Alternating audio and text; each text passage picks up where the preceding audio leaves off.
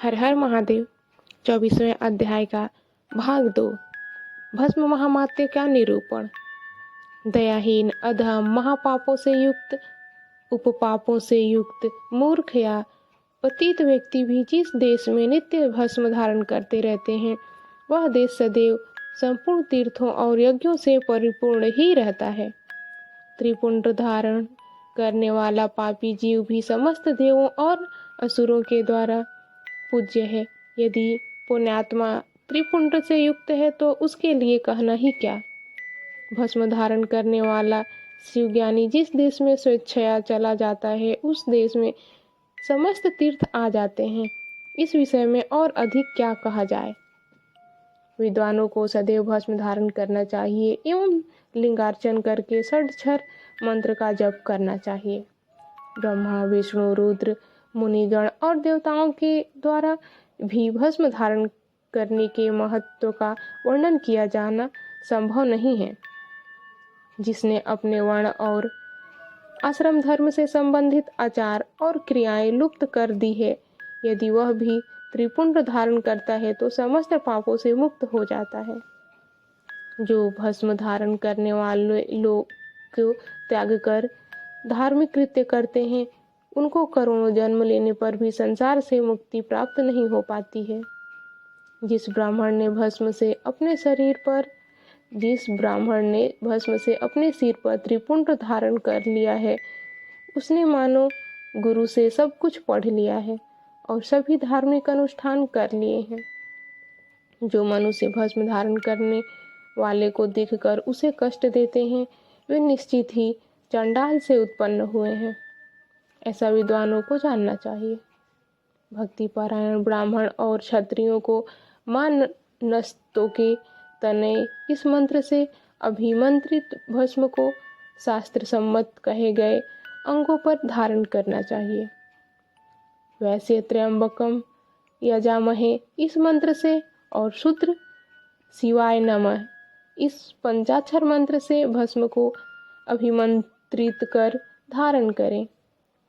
विधवा स्त्रियों के लिए विधि सूत्रों के समान कही गई है।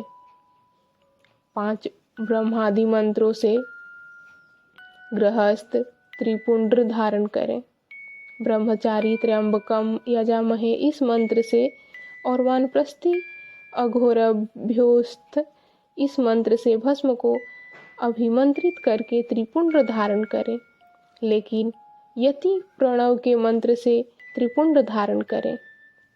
जो वर्णाश्रम धर्म से परे है वह शिवोहम इस भावना से नित्य त्रिपुंड धारण करे और जो शिव योगी है वह ईशानः सर्व विद्यानाम इस मंत्र को करता हुआ त्रिपुंड धारण करे। सभी वर्णों के द्वारा भस्म धारण करने के इस उत्तम कार्य को नहीं छोड़ना चाहिए। अन्य जीवों को भी सदा भस्म धारण करना चाहिए, ऐसा भगवान शिव का आदेश है। भस्म स्नान करने से जितने कण शरीर में प्रवेश करते हैं उतने ही शिवलिंगों को वह धारक अपने शरीर में धारण करता है।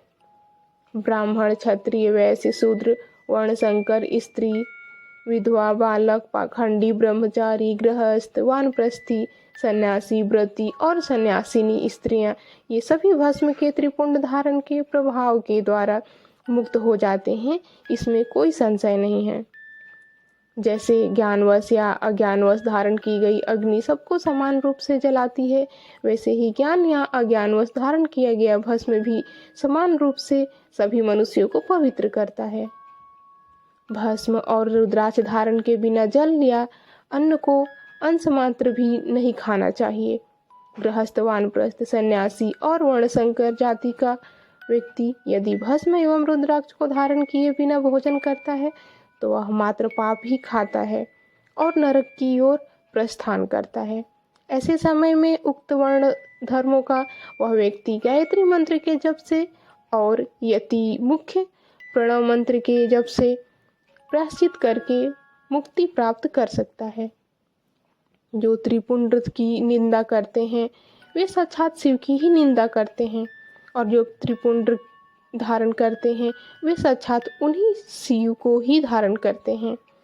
भस्म रहित भाल को धिक्कार है, शिवालय रहित ग्राम को धिक्कार है, शिवार्चन से रहित जन्म को धिक्कार है और शिव ज्ञान रहित विद्या को धिक्कार है। जो लोग तीनों लोकों के आधार स्वरूप महेश्वर भगवान शिव की निंदा करते हैं और त्रिपुंड धारण करने वाले की निंदा करते हैं, उनको तो देखने से ही पाप लगता है। वे वर्णशंकर सुअर, असुअर, खर, श्वान, क्रोष्टु और कीड़े मकोड़े के समान ही उत्पन्न होते हैं और उन नरकगामी व्यक्तियों का जन्म मात्र पाप करने के लिए ही होता है। हर हर महादेव।